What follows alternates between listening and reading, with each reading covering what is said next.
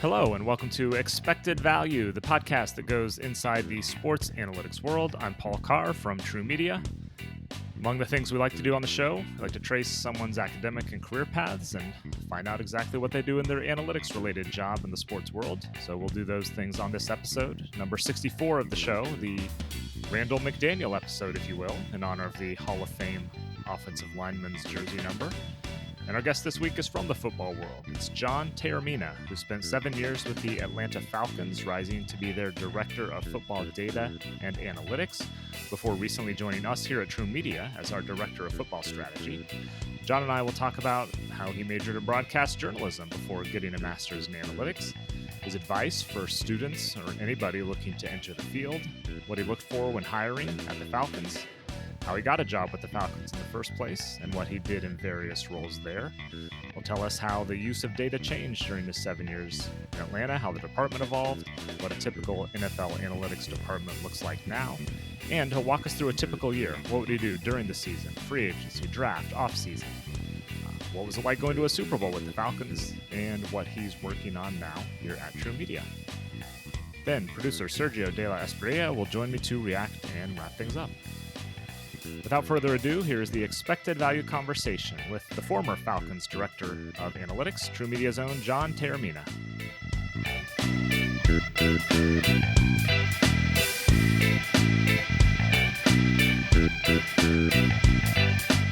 We're joined now on Expected Value by John Taormina, TruMedia's Director of Football Strategy, former Director of Football Data and Analytics with the Atlanta Falcons, spent about 7 years with the Falcons. We'll obviously dive into a lot of that. John, welcome to the show. Let's start with your kind of academic path before you got into your career. You majored in broadcast journalism at Penn State. So what was kind of the original plan, or what were you thinking professionally at that point? Hi, Paul. Yeah, thanks for having me. So I've always wanted to work in sports. I loved football growing up. When I was 5, I said I wanted to be the Eagles GM, but obviously, as a 5-year-old, you have your own plans. Didn't play football growing up. I played soccer. That was kind of my sport that I chose to play. I would have loved to play football. My mother, unfortunately, didn't let me play, but loved playing soccer regardless. I also liked math. I was actually originally a math major at Penn State, so I spent 2 years as a math major. I didn't really know how I'd piece sports math together. This was back in 2009 that I was picking my major. Sports analytics was definitely not really a thing.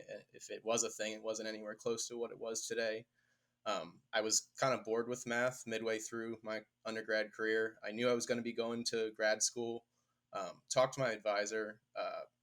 She had told me, like, you could be an actuary, you could go into teaching. I'm like, yeah, none of those sound great with math. And like, I ultimately knew this isn't going to be the end. And I liked journalism. I did some video production stuff in high school.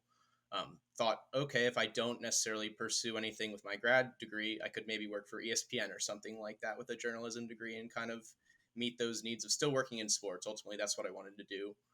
And then I kind of figured it out when I got to grad school at that point. So you got a master's in analytics from Villanova. How did you get from that journalism degree to analytics? What led you to do that master's study?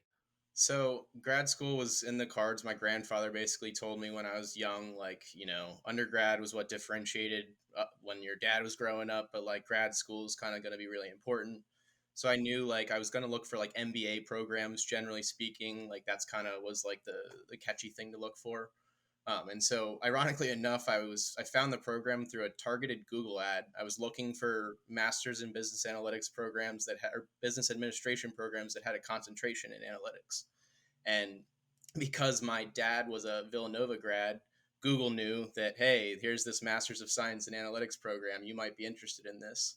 And so ultimately, I checked it out, and it was a perfect match. And I've also felt at that point I had known about Moneyball. I had seen it growing in baseball, and I figured I could see this being a path into football analytics if I can actually learn the analytics piece of things. So the program, if I understand, wasn't sports specific. Did you incorporate sports into different projects, things like that you would do during the course of study there? Yeah, so we had one of our courses was a sports analytics course. It was led by our professor Brett Myers, who currently works with an MLS team. He's worked with several MLS teams. So he would bring in some people from the industry and taught us some just like basic coding things of like, here's how you bring in data from different data sources. You're going to have messy things to work with. You're not going to have the clean data that they were providing us with for our non like kind of real life projects.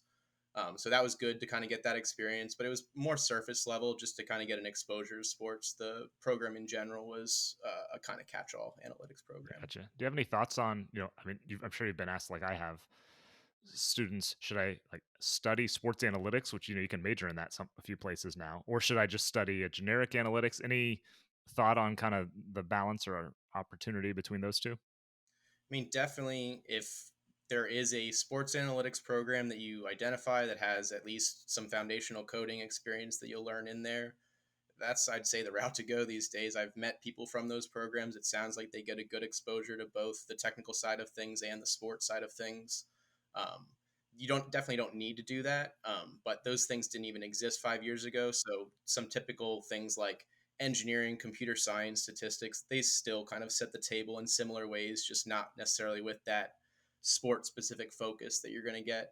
And like really I'd say the biggest thing is it doesn't necessarily matter what you study in school as long as it's under that umbrella where you're going to have some skills that are going to qualify you. The bigger thing is a lot of schools now have sports analytics clubs that have popped up where those are the like roles that you're actually going to get integrated, where you're working with the football team or the baseball team or doing competitions that get you hands-on experience that set the table for you far better than whatever you're going to learn in your 4 years there as well. I got you. Yeah. So the specific major matters, but not as much as kind of the work you do, whether it's academically or extracurricular while you're there, right? Yeah, I mean, we'll talk about it probably, but it's hard to get that first job in the industry Yeah. without having sport specific experience or really experience that makes you stand out in general. And those are ways that you can stand out is having that, hey, I graduated with this degree that qualifies me technically, and here's my hands on experience that kind of cuts through maybe the first year that an intern would experience otherwise. Let me follow on that. You've done hiring with the Falcons, been involved in it some here at TruMedia. What else are you looking for when you're hiring somebody in the analytics space, whether it's skills, soft skills, whatever it might be? So it's going to sound like kind of maybe rudimentary or basic, but like the biggest thing I would always look for is like, can we trust you? Number one, like accountability is the biggest thing.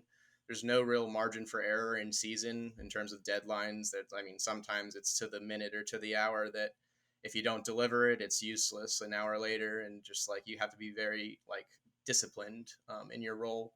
And so when you're hiring someone that's maybe in an entry level role, they've maybe never been held to those standards before, and you can't replace a role in season. So that's definitely the foundation, is trying to figure out ways that like, will you be a trustworthy member of this team? And that kind of leads to, will you be a team player as well? That I mean, ultimately I liked people who have a very specific focus on, here's the ways that I feel that kind of my unique background will add value to the team, but also being open to there's going to be some not so fun parts of the job. Football knowledge definitely is nice to have, but it can be taught. As I mentioned, I didn't play, and I joined thinking I knew football. I knew football as a fan, as you will. But then you get in there and you learn pretty quickly. I know the basics of football, but some of these basics really don't necessarily apply in impacting the game. But as long as you're willing to put in the time, I spent hours just late at night sitting with whether it's our scouting assistants or our QC coaches watching film and just asking questions like, hey, this might be a dumb question, but can you explain cover three to me, for example? And what are the nuances between the different types of cover three? And just soak it up. If you're willing to put in the time, there's a lot of people in the industry that are willing to teach, and anyone can really get there. Yep. So let's get into the career path and some of the stuff you did with the Falcons. So you got the master's in analytics at Villanova, then you joined the Falcons initially as a football analyst. How did that job come about for you? This is around 2015. Yep. So Teamwork Online, I would advertise anyone who's not on Teamwork Online that would like to work in the sports industry, get on there, because that's honestly, I was looking on like Indeed and general job searches, and you just don't find things. And then once you get an account on Teamwork, you're surprised. There's a lot of postings in relevant sports roles that fit a myriad of possibilities. Whether it is analytics, you could do marketing. I mean, they're all on there. So I was looking for, I had a bunch of searches set up. I signed up. There's like I don't know exactly what it costs now, but it was like $50 back in the day for the year. Or if you applied for a job, you'd become like a priority posting. So I just invested in myself. I'm like, I'm going to go all in on doing that while I was in grad school.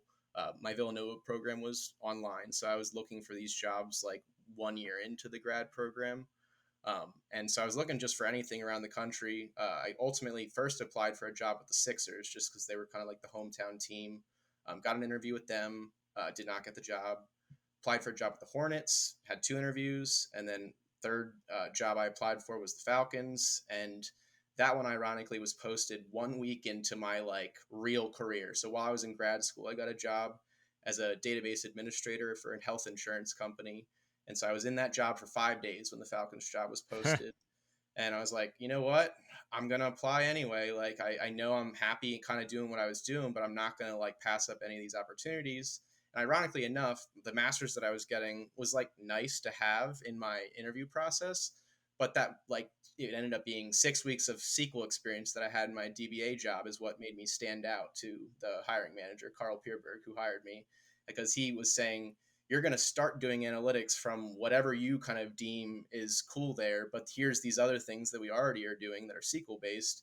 And the fact that you can come in day one and impact in those areas. I was just lucky. I mean, I didn't know anybody there.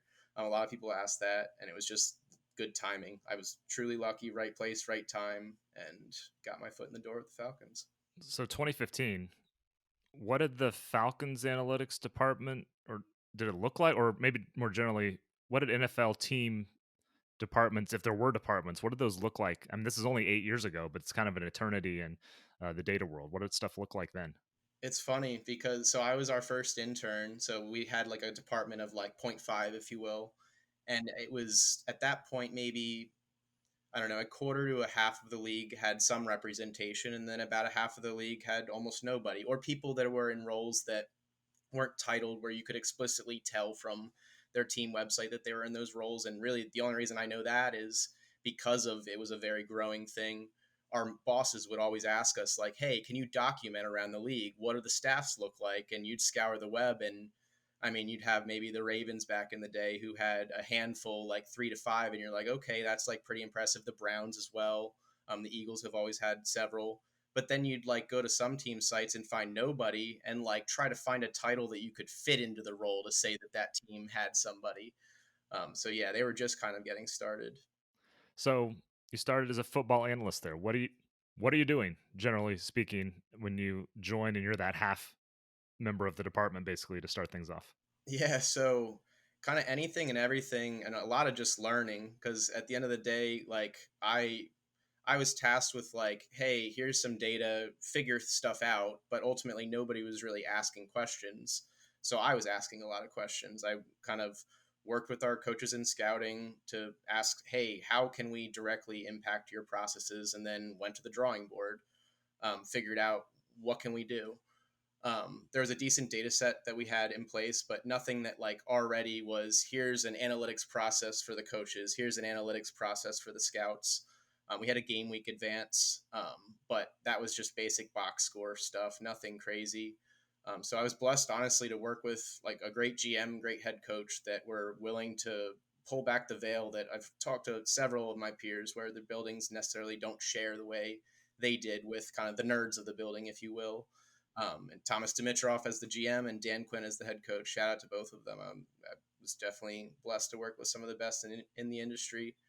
They kind of showed me from the coaching side of things, hey, JT, if you're going to look at data from a coach's perspective, here's the way we would use it. Here's how we're already kind of using it. Here's the questions that maybe if you could help us out, that would add value. And quite frankly, here's the things that don't waste your time on. Like, at the end of the day, like we're going to tell you, like, we're not going to just say, oh yeah, that's nice. So that was great.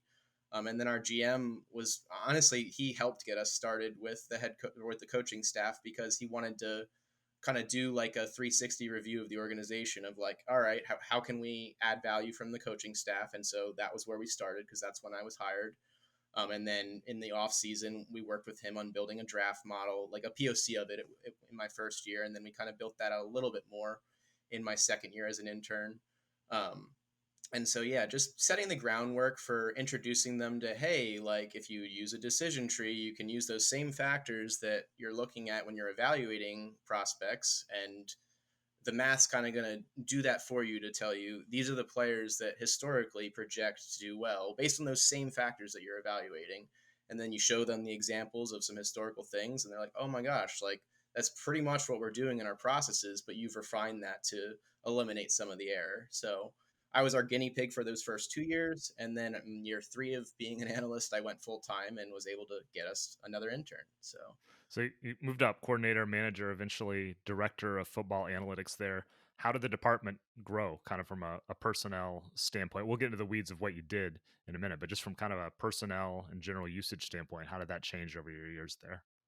like I said, I was an intern for 2 years, and then we tried to convert me to full time both 2 years. But from a budget perspective, it's just always a challenge of you have to show you're truly impacting value before you kind of invest even more value or dollars in that area. So first 2 years was a little bit of a struggle, but we gained some momentum. And then going full time, it was something where that had opened up that intern role to backfill. And that was something that was important to both myself and my boss. So we kind of iterated year over year where I went full time and we got an intern. Then the following year, we got another intern. Then we had some actual restructuring, and the second intern was lucky. He was only an intern for 6 weeks. And so then our other intern was an intern for a little over a year. They both went full time.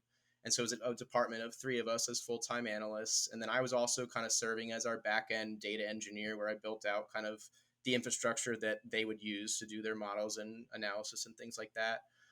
And eventually it grew to the point where that data engineering role became a part of the department as well. So now, as it stands today, it would be a department head with a data engineer and 2 analysts.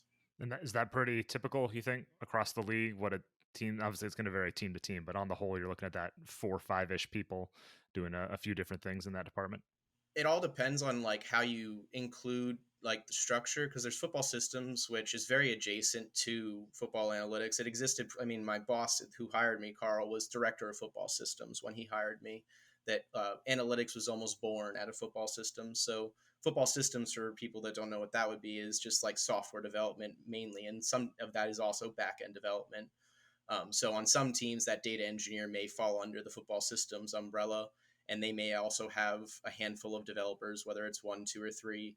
So if you include both those departments as a whole, it could be anywhere close to 5 to 10 at the high end of those departments. And then most teams have at least one in each role. And I'd say like the combined departments are probably 3 to 4 across the league, where you'll have somebody who's building some sort of scouting application and somebody who's doing some sort of analytics, and then usually a helper for at least one or the other. So Okay. So I want to get into a little more of the weeds of kind of what you're doing in that role with the teams. I want to just trace a calendar year essentially. And because obviously there's different seasons when games and not games draft free agency. We'll get into some of that. So let's just start where we are now. It's early June. You're past rookie camp, mini camp. Training camp doesn't start until later in July. I know a lot of teams kind of shut down in some ways, but what, as an analytics department, what are you doing right now after the draft, before the season? You're in this kind of dead area of the summer.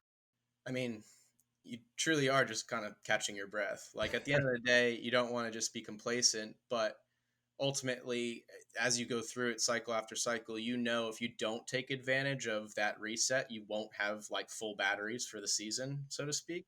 So yeah, I mean, they're catching their breath. I'd say most clubs take, so post draft you have to sign your rookies, so it won't be an immediate like, oh, head for the hills for a few days, but maybe a week after the draft you get a couple days off. But then between now and when you'll break for kind of summer, you have the rookies in and you have mini camps.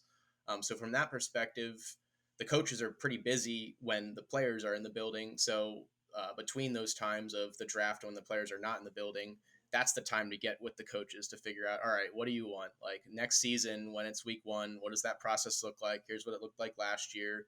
We've probably already handled some of that in like February and March, but it's kind of touching base on those things again. And ultimately kind of getting our marching assignments for here's what we need to produce for them in the next 3 months. Do a little bit of draft review of here's kind of what the analytics would say about our draft class and how that fell in the rest of the league. Just to make sure, like, it was more a way to show, like, all right, in some ways the analytics are integrated into our process, but at the end of the day, the decision makers are going to make the best decision that they feel they should make. And so, just in theory, what would the analytics say about them? And just they found that pretty interesting. And then ultimately, the biggest thing teams are probably doing right now is now that their roster's set, strategic planning for next free agency. So, like, what are the extensions that we want to start doing during the season, or maybe get done over the summer? What does that look like from when the season's over? Do we need to be making trades in season to fill certain needs, and just setting that next 12-month calendar strategic planning? So then training camp starts, late July, and you've got about 6 weeks or so between that and the start of the season. Once everyone's back, coaches are back, players back, everyone's kind of getting going. What do those processes look like for you guys as things get ramped up before the season? So you don't really sleep much. Sleep It's optional, okay. Yeah, sleep is definitely optional. Lots and lots of caffeine. Coffee is a must in every NFL building. But no, all kidding aside, I mean, you get back, it's great to see football. I mean, you hadn't seen football for 8 months almost, and all right, now players are back. And so you dive into really a lot of the things that you were hoping to get done in May with the coaches that maybe they didn't get you the requirements. And that now they know, oh, the season starts in 6 weeks. I need to get these things kind of in order. So I'll be working with them on whatever the last minute things that they want done to be ready for week one. Ultimately, it'll be we have 6 weeks, whether it's spending 16 hours a day every single day, and ultimately there's very few days off in training camp. Doesn't matter. Making sure when week one comes, there's like no stone that we need to be still turning over to, like, oh, our process wasn't set. That once you get to week one, teams don't like to change really anything about their process if they can. So it can just be a rinse and repeat throughout the season and stay focused. So if you have like a few loose screws in week one, that's not good. So that's our job, is just, all right, guys, maybe we wanted the requirements in May, but here we are. Let's get it done.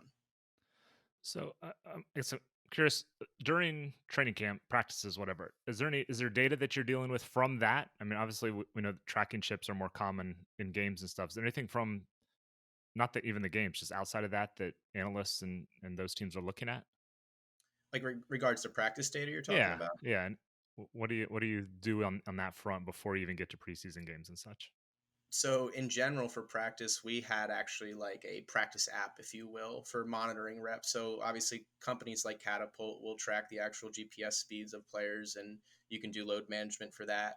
But really, like rep management live in practice, like you can, I mean, everybody remembers Julio Jones with the Falcons, that he was our darling, that when he was healthy, he was rocking, but it was sometimes hard to keep the man healthy. So load management was very critical for him. So we had an app that they would be able to, all right, here are the 11 players on offense, here's the 11 on defense, here's 7 on 7, etc. Go through the different practice periods, and then on those live rep periods where so and so only could hit 5 reps on the day, they would know like instantaneously that someone's telling DQ, like, all right, here you go. So that was more on the football system side. That's why I Yeah, say like we're sports very sciencey. integrated.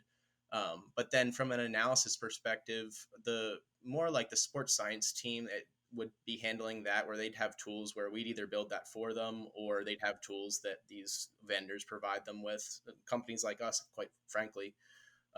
And just we kind of stay out of the way for a lot of that, like monitoring that. I mean, they went to school for sports science, and we're just kind of numbers people. So we leave that analysis to them. And then from a preseason standpoint, obviously from a coaching, watching film, there's value you can get out of that. But from a media standpoint, you see the preseason numbers, and they're kind of fun, but we don't think they really mean anything. From a team standpoint, do you use numbers at all from the preseason? There's obviously so many variables, but is there any use out of those preseason games for you guys?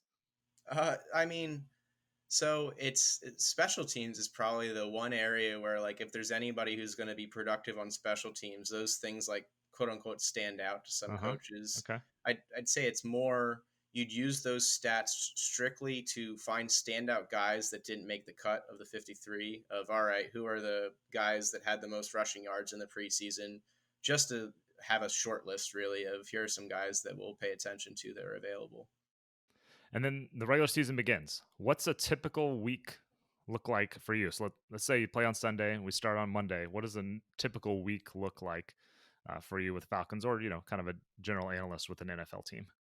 Yeah, so I mean, all the coaches get in the building early. They're in at 4 or 5 a.m. And so the majority of like the video department will be there to support them. And video is honestly like an extension of analytics, or analytics is an extension of video, is probably a better way of putting it, where they've always supported the coaches in their reports that they had to run for them on Mondays. And so now a department like football analytics that exists today, same type of thing, where you don't necessarily get there at 4 or 5, but you show up 6, 7 in the morning and run reports for them, whether it's updating your advance that you had prepared on Friday with just whatever happened in the prior game. There's several reports that you'll run against the breakdown for the coaches that once they're done putting their data in the morning, you'll run some coaching reports in the afternoon. And then typically we and a lot of NFL teams will have like an advance in the evening where their pro scouts and in our case, our analytics department would give an advance to the coaching staff to say, here's what you can expect about the upcoming opponent. And so all 32 teams use a pro scout to do their advance. It's becoming more and more common where those advances are either integrated, they're one after another, just to kind of give that, here's the numbers guys take on some things too that are gonna add value as well. Tuesday, Wednesday, we would actually kind of switch to the following opponent. So we would always try to be prepared 10 days out for an opponent from an analytics perspective so that the coaches worry about the stuff in game week and then we're ready to kind of give that information to them on Friday. Some coaches would like to have some stuff to kind of like study over the weekend, high level about an opponent, not to like break their focus, but to just, that's part of their process and it's what's worked for them. And then ultimately at the back half of the week, Wednesday through Friday, we'd advance our pro scouts on here's some things the analytics department found that they can dig into further by watching the film and applying typical football knowledge. And so you're grinding through that for 17, I guess now 18 weeks, maybe the playoffs. Once the season ends, however it ends, and how quickly do you shift gears into off-season mode, or does that happen even before the end of the season? How does the off-season mode come about? Yeah, you're definitely like it's funny from an analytics department's perspective, you're supporting whatever's going on. So you'll support the coaching staff all the way through the Super Bowl, but free agency prep starts in let's say December or November. So those meetings and those conversations, you're going to be providing support there as well. So yeah, those conversations are starting kind of week 12 ish, if you will. And it's hard. You want to have ultimately, if the goal is to win a Super Bowl, you want to have as many resources dedicated to that focus while that's present. But you have to manage the entire organization at the end of the day. That it's a delicate process, but there's a good overlap. Generally speaking, what is the free agency prep like? Like, I mean, obviously you can pull your basic stats. I'm sure there's salary cap implications that are factored in. What are you kind of what are all the puzzle pieces you're trying to piece together as you do that? So it's funny. It evolved throughout my career. Where I mean, the biggest fundamental part is contract negotiation. Is providing the cap and contracts people with. All right, at the end of the day, the agent's going to say he's the best player at the position, regardless of what the stats say. So how do we refute that? So working with providing just evidence where we know more about the player than his own agent does. That's fundamental in probably every building. And then I'd say newer is kind of working on how can analytics impact free agency, where it's not necessarily about projecting their stats. You can see on film who's productive, even if they're not stuffing the box score. That's just a better, an easier eval than a college eval. But you can provide more like holistic views of, all right, at this position, how do they age? Or if they've done these things and they have these injuries, how does that project? And you almost do things similar to how you're doing a draft model to project college to pro, to like projecting their career rather than any specific Right. stat. Huh. Okay. So yeah. So I don't know. Tight end might age a little bit better because the explosiveness might not be as much of a factor as if you're a corner, they might fall off sooner. Things like that. Totally. And then also like the flip of that, where at those two positions, let's say tight end takes a little bit to mature to their peak form. So being patient at those positions and not trying to, or the flip of that, like that would be a position maybe you address in free agency, right? If that's ultimately you're going to waste a draft pick developing a guy like that, is that a position that you target in free agency if that were to be the case? So yeah, just adding value in those I feel like areas. most teams they have some sort of cap specialist or multiple cap specialists now. I assume you're working hand in hand with those people trying to, make all the numbers come out or figure out what you want to out of all the numbers. I guess really what I'm asking is How do you work with the cap specialist as part of that process? Totally. So yeah, we had director of football operations Nick Polk, who I worked closely with as an intern, and just providing him with reports on our roster, as far as who are the upcoming free agents, who are the guys that we need to be negotiating with, helping him with those specific negotiations, and then ultimately that's what created the role for our promote me to be a full-time analyst and bring on Emily Bates is actually who we brought on as our first intern. She's now at the Vikings, and Nick loved having a resource where he could just email or call her and say, hey, can I have this report, and she'd just provide it to him. And so just building out whatever he needed where he knows the numbers that he wants, but he's not going to spend the time, or he would try to spend the time potentially in Excel. But if she could do it better than he could do it, that's where he's like, you're the perfect resource. And he was the one who ultimately got her to become a full-time analyst on our team. And as I mentioned, she's now with the Vikings and was able to help get her into not even an analytics role now, where she has integrated into the cap world. So analytics and cap go kind of hand in hand like peanut butter and jelly, where the data that we can provide is tailor made for those Right. negotiations. Makes sense because the same stats at a cheaper price are better, or not Yes. overpaying for the same stats, etc. So the draft is kind of the next big thing in an NFL calendar. From a analytics slash data standpoint, how do you prep for the draft? So it's a hard question because in general, when you think about analytics, you think about creating a model to predict something. And in football, there's just not a ton of data available in terms of historical data sets that you can model against the outcomes of those players to predict with much confidence of, all right, this model truly is going to tell you the secret sauce to the draft.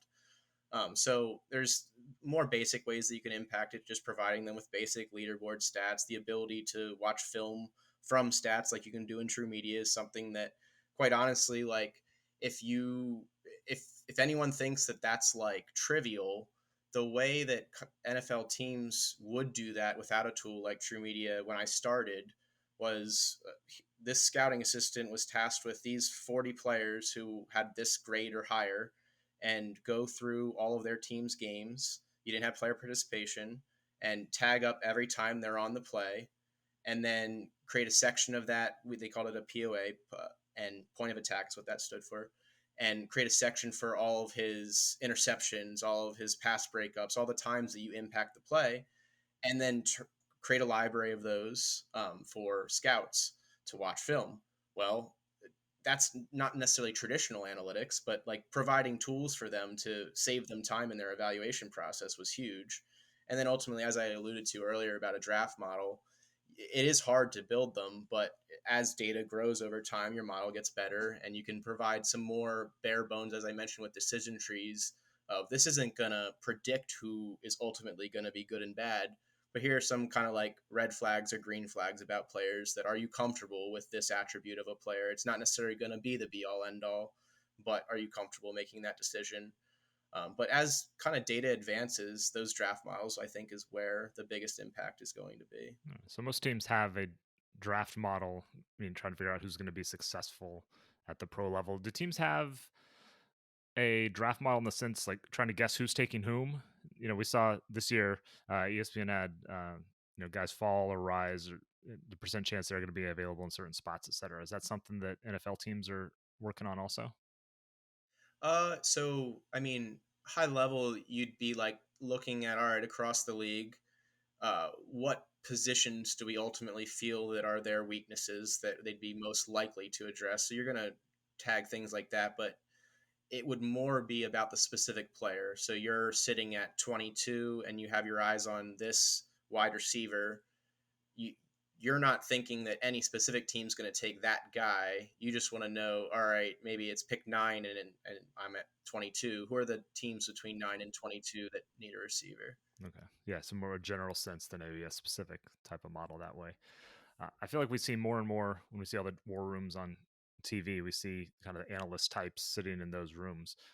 Would you have a role on draft day, or if not, what do you think that someone in that position would typically do on draft day? So definitely did not have a role on draft day in terms of decision making. I want to Right. make that clear. I was just there to support in any ways that I could. Obviously, like if they wanted to see a report, I'm like, hey, does this look good? Like I'd provide it, but I was definitely not making the call. My biggest role was trade support. So I sat next to our cap and contracts guy, Nick Polk, and we had like potential scenarios for what would a team potentially do to move up 7 spots, 6 spots, whatever it is, so that you could go into the day in that scenario I just outlined, and all right, we're at 22 and nine's on the clock, and we want to try to get up to 12. Well, we would pull up. Here are the scenarios that like you could potentially pitch to move up to 12. And so just finding comps for what have teams done historically, and then using like whether it's the traditional draft pick points or a scale that we had built internally to say like, yeah, that's a fair trade, or no, that's not a fair trade. Yes, thinking ahead. So when that question pops up from a coach or front office person, you're ready and not scrambling right there at the time. Yeah. Okay, so now it's after the draft. Uh, what's next in that next month or two between after the draft? You kind of touched on this already, but whether it's signing UFAs or whatever it might be, what's your kind of last stuff before you hit that June dead period?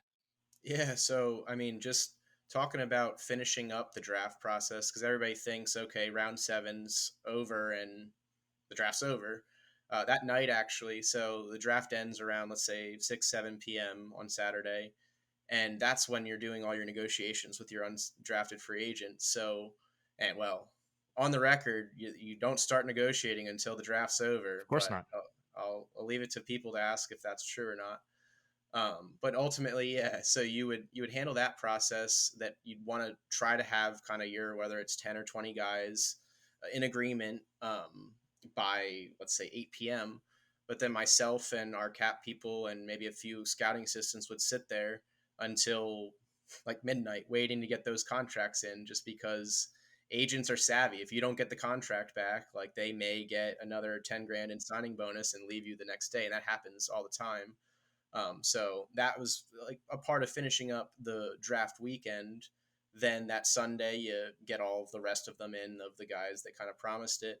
And then the following week, you want to get those draft picks signed as fast as humanly possible. And there's like a scale to it where a lot of the negotiations do themselves, but we would run reports then on like, all right, now that we know our specific pick and our player, here's what like the markets are. And so that would be the next like 4 days or so, and then turn it over to someone like Emily to negotiate those contracts and get them done. All right. So one other Falcons specific question for a few more general ones. Your second season, Atlanta goes to the Super Bowl. What were those couple of weeks like for you, whether it's from literally what you were doing to prepare or just kind of the general experience? I mean, it was an awesome experience in general. Experience that's still a top five experience of my life. The It was a great season. That was week 12 of that year against the Rams was the first time that we ever had an impact on or at least a notable impact where Coach Quinn said like, "Hey, we really liked this," and that just so happened kind of leading into the postseason. So they're asking for more and more every week of the postseason, and you feel like as year two, you're like, "Yeah, I'm making an impact." So from a work standpoint, it was like a dream come true where I felt like I'm involved in this winning team effort, and they're actually like asking for things. And it didn't matter that like prior to us getting to Houston, I was working like crazy hours. But then I got down there a week before the Super Bowl, which I was lucky enough to travel with the team down there. And that week was just like a dream. You're partying well above your head of just things of like, I don't belong here. You're attending banquets the teams are throwing. It was a dream. I keep saying that, but it truly was. It felt like I was living in a real life dream. And then, yeah, I mean, obviously the game wasn't exactly what I had hoped for, but it was a great first half. I mean, I remember at halftime, my buddy actually that I went to the game with gave an interview to ESPN Brazil about how we were gonna like win the game like 42-0 or something, and obviously that didn't exactly happen. But no, it was a great time. I mean, an experience I wouldn't trade, even given the heartbreak that occurred at the end of it. I mean, ultimately, you can't control some of those Yeah, things. for sure. So you've obviously left the Falcons. You've joined us here at TruMedia. Bit of a self-serving question, but what are you doing now on the football front with us? So, I mean, high level, the mirror of my old role. So, in my old role, I was trying to help uh, serve our organization directly in the lead analytics role. And now it's kind of working with the people that use tools like TruMedia. In my old role, I use TruMedia to impact the team of here are other ways that you can impact it, whether it's an analytics director, whether it's coaches, whether it's scouts, of here's the ways that you're already probably doing things maybe outside of TruMedia. And here's how you can do them in TruMedia more effectively. And here's maybe you're Right. building a report in Excel, and now you can build it in TruMedia and watch film on it. So just introducing the concepts that maybe, as I mentioned, it's a busy year, right? So as I was in Atlanta, I maybe knew 10% of TruMedia that I know now, and I thought I knew it well. So just spending the time learning those things and then delivering that information back to like, hey, have you seen this feature? Have you seen that feature? And then also working on those same things with our college football clients. Yeah. Where is college football at analytics wise? We've also been talking about the NFL, and college is not quite that high, but probably not too far behind. Broadly speaking, where is college football from an analytics standpoint? I'd say in some ways further ahead than the NFL. And the reason I say that is, as I've learned through kind of starting this role, they have a lot more help than you would expect. That, as I mentioned, those student organizations that are popping up, they're just as talented, if not more talented, than your average NFL analytics employee. They just haven't been given the opportunity to do that. And there's 12 of them or 20 of them that just want to do that with their time. So they've got additional resources. So there's that like is just bigger than, you don't have to have budget for that because they're just doing it for free. And then second to that, a lot of those coaches ultimately want to get to the NFL, so they're going to be more open to what edges can I have to differentiate me and like just either get a better college job or go on to the next level. And so they embrace things like fourth down decision making a lot more openly than your 30-year vet NFL head coach who's had a myriad of experience of success without having any of that information. One other question, just to compare uh, kind of public models to what teams generally are using. Fourth down models, pass blocking models, all these things have kind of blown up in the last decade or so. Media, Twitter, articles, etc. Are these tools, obviously the inputs and modeling is slightly differently, but are these tools generally similar, or how similar are they to what teams are developing and using themselves? They're not necessarily as similar as they should be. In some ways, like you'd think, like, okay, yeah, there's known inputs of what you should be using to kind of make those decisions, so they should all generally be the same, whether a team's producing it or whether it's produced in the public sphere. But I've kind of reviewed different tools internally that we use championship analytics at one point in my Atlanta career. And then there's other tools that I would review, or I'm not going to speak poorly on a specific tool, but other ones out there where I'm like, oh man, these charts are so different than those charts, but ultimately the should be similar. Why is that? And so that I could honestly see why sometimes coaches do have a hard time trusting those things. So yeah, they're probably similar where maybe some public models are similar to some internal models, and then other different public models are also similar to other different internal models. It all depends on how aggressive you want to be, is really what it comes down to. All right, let's wrap things up with our playing favorite segment. We get to know you a little bit better. First, what is your favorite number and why? So two is my favorite number. It was my soccer number growing up, so that's definitely like the obvious reason why.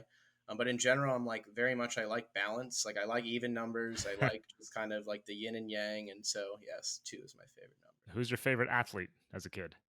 Allen Iverson was my favorite athlete as a kid. Growing up in Philadelphia, I would imitate him in my driveway and when I was working on my basketball How's your game. crossover? Not nearly as good as his, but You have a favorite Philly sports memory from growing up or whenever, just as a Philly guy? yeah. So ironically enough, the only Super Bowl that they won was during my Falcons career, and I'm still not an Eagles fan currently today. I'm not even necessarily an NFL team fan. It's like Right. once you work for a team, Yep. kind of lose that. My favorite moment, definitely though, is Villanova. As I mentioned, I went to school there. Their 2016 championship would be my favorite memory. I was still in school at that point in time. My dad was a Villanova grad. I got to share that memory with him, and that's Nice. truly definitely my favorite. Chris Jenkins, good work. Uh, Favorite memory. We talked about your Super Bowl run, but favorite, well, one thing that really stands out to you from that couple weeks experience. The pregame tailgate. So the we got free tickets to it, two of them, as like team employees. The sticker price was some four-figure sum. I'll let you figure out what it was. So I felt blessed from that to start. And then Ludacris and Ti performed. There was great food. It was like, oh my gosh, I'm never gonna get to experience something like this again, probably. And then, I mean, to this point, I haven't, but yeah, Right, it was great. right.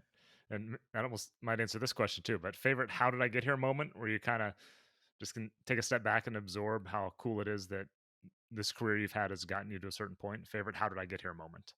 It was definitely that for the first several years of my career, because I mean, it truly was. I it's only not that because during the experience, I remember having a conversation with my mother, actually telling her I need to soak this in because I don't know if I'll ever have that again. So I was Yeah. more like cognizant of that situation than I'd even say I probably expected to be. My favorite though was honestly being involved in trading Julio Jones.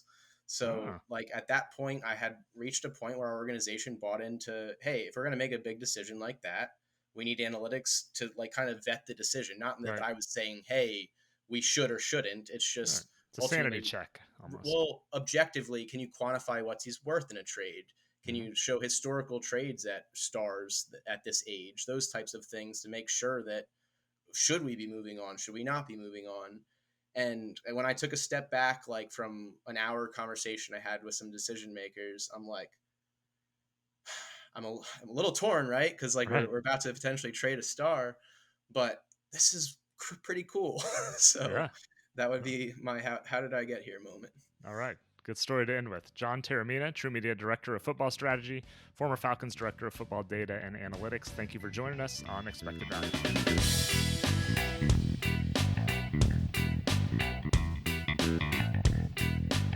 Back in the TruMedia studios, I'm Paul Carr. Thanks again to John Taormina for joining us on the show. You can follow him on Twitter at TheRealPapaJohn, TheRealPapaJohn. See his working directly on our own Twitter feed at True Media Sports. We'll have a few links in our show notes as well. I'm joined now by producer Sergio De La Espriella, who very graciously took some time from rooting for the Heat and the Panthers to be a part of the show. Thank you for that, Sergio. It's a very difficult thing to do when you have to take time out of the being the center of the sports world to come in and do your actual job. It's tough, I know, but it's a sacrifice that I'm willing to make, Paul. So glad to be here. Very noble. Very much appreciate that. Thank you so much for your work on this, especially in this busy time for you. What did you take away from the conversation with John? I loved it. I mean, we know John, and he's been with us, and he's doing a great job as director of football strategy for us. And I always knew some of what he did, but it was nice to be able to like sit down and listen to you really just go through everything and ask him specifically, like, how did you get there? What did you do in this role? What was your experience with this situation? And I think the one that stuck out the most to me was just how rare it is for people to be in an NFL draft war room. I mean, I make a habit to watch Draft Day, the Kevin Costner movie, which is just not a realistic movie at all, but I just But still love that entertaining. movie. It is every draft day, like every round one of the draft, I'll throw it on while I work or whatever, and I'm like, yes, Kevin Costner trades 3 first rounders or whatever it is. I have a quick story on that. So there was actually an ESPN screening for that movie before it came out in Connecticut when I was there. And so it was a whole theater full of ESPN people. And we both, like you said, enjoyed the movie and appreciated it for what it was. And everyone's kind of like, I don't really know about that trade if that would actually happen. Especially the researchers, like I was, putting on our research hat and being nitpicky about things. Like, I don't know about that. But we all also still had a lot of fun and enjoyed the movie. Of course. Like, I don't know who's trading 4 first round picks Right. or 3 whatever over seconds for breakfast. something or whatever. Yeah, Yeah. some crazy. And I think the most unrealistic part of that movie is I think, is that Jennifer Aniston? Jennifer Garner. Jennifer Gardner. Sorry, the Jennifers and the Chris's just blend together. But if Jennifer Gardner tells me she's pregnant, I'm dropping everything and I'm saying I won. That's it. Like, I win. Changes But things. anyway, exactly. I think the coolest thing about the conversation with John about the war room section was I think there's a misconception as to how much authority that Right. the analytics department have in terms of drafting and roster decisions. And I think also what he said about the Julio Jones situation also kind of ties into their expertise is sought after, but they are advisors, right? And if we're going to finish the analogy of draft day, You see Kevin Costner going to different people and asking for their opinion, but ultimately the only person that makes a decision is the general manager and probably, the guys on his immediate circle in that section. So I just thought that it was great to hear from someone in the war room that, hey, look, I have a role in here, but I'm not making a decision. So anybody who's like, oh, that third round pick was made by the analytics department, not true, but just glad that we could get that out there from someone in the actual room. So that was, to me, one of the coolest things about him, the conversation with him. Yeah, it reminds me of kind of what a researcher does on TV, in that I'm obviously not on TV for the most part. Uh, and the person who's ultimately making the decision about what's on is either the person on air, the talent, or the producer. But generally, I mean, if the talent doesn't say it or whatever, it's not getting on air. I can give them all the information I want. I can pitch all these ideas, but ultimately it's their call. They have to make the decision. They may ask for things, hey, what about this? What about that? When's the last time this happened? That all goes into it. But ultimately, that person at the top, the GM, the head coach, however the organization is kind of structured, they have to make the call, and we're all just contributing, whether it's an analyst or researcher, whatever it is in there. One thing I like that he said, I like that he described analytics as an extension of video, because again, we're getting more and more this way in every sport, but we'll just say again, the numbers and the scouts just work so well together, and should work so well together, that like what TruMedia, our product, does, it saves you time. You don't have to watch every snap the guy played in order to see the 10 pass deflections, interceptions, contested throws, whatever that he made, when we can get you there faster. So it is an extension of videos. And as much as there have been presented historically kind of in opposite things, scouting versus numbers, everyone's all trying to get to the same goal. And I'm sure I've said this before, but the best teams, outlets, whatever it is, are when you can pull those people all together into one unified process. And it's harder than it's easy to say that. It's a little harder in practice when people have been doing things different ways for a long time. But ultimately, that's what we're all trying to do. Yeah, I wouldn't say it's easy to say that, just because I think that's the thesis of expected value, and Maybe. we put together a lot of work Yeah, that's into right. this podcast. That's right. But I also think that it goes to, similar to what your point was. I think it lends itself to what John said at the beginning, which was the misconception as to what the analytics department does. Like, before we had this, analytics revolution, quote unquote. um, he was saying people would sit down, watch the film, tag when the player that they wanted to scout was on the screen, and it was just taking up hours and hours and hours of time. And something that you and I, for example, when we launched our college baseball product, as we, record this, in the college baseball, college World Series, college baseball tournament has just started. One of the things that was the selling point of our products to, something 40 something of the 64 teams are our clients right now in the tournament, is, hey, this is just going to save you a lot of time, and you don't have to watch each individual thing. And when people understand that, and those people who are a bit more analytics hesitant is the phrase I want to use, might have to coin that and trademark Yeah. that one. I like that. I want t-shirts. The analytics hesitant people, I think if we can get that into, their viewpoint of, this is just trying to make a lot of things that would take a lot of time just quicker and easier, so you can focus on other things that are maybe a bit more important to you, then I think we can get to a middle ground of between the quote unquote numbers people and the quote unquote football or baseball or soccer or basketball people, whatever. Yeah, and it's wild. I mean, we say this a lot, but it's wild how, he was talking about when he was in college, which was 10 years ago or so. Sports analytics major didn't exist. Moneyball had just come out, the movie, not the book. So it's just how much things change in a decade is always interesting to see. So he had a good explanation of how that changed from an internal standpoint over the course What of. is it with the like sports and data adjacent movies, and hiring just like absurdly attractive people, like Brad Pitt playing Billy Bean, Jennifer Gardner's in a movie working the cap for an NFL team? Like, this, it's just unfair. Well, It's just they're not unfair they're at this not point. gonna go see a movie with me if it's No, me exactly. or someone like that. So I'd say that's wise marketing, I believe. Exactly. Listen, the only marketing that I need for this weekend is the center of the South Florida world That's right. will continue to be the center of the sports world, I should say, will continue to be in South There you go. Florida. So as All long as right. everyone remembers that analytical point, we'll be good. All right. Thank you, Sergio. Good luck to the Miami teams in the finals. And thanks again to John Taormina for talking to us here on the show. We have a lot more football guests in the archives, including PFF data scientist Amelia Probst, lots of different big data bowl winners from the past several years, and former NFL GM Mike Tannenbaum. While you're there, please subscribe, rate, review the show. We always appreciate it. It helps us grow. And we also appreciate any sharing on social media or good old-fashioned word of mouth. On behalf of producer Sergio De La Espriella and all of us here at TruMedia, I'm Paul Carr. Thank you for listening to Expected Value, the podcast that goes inside the sports analytics world.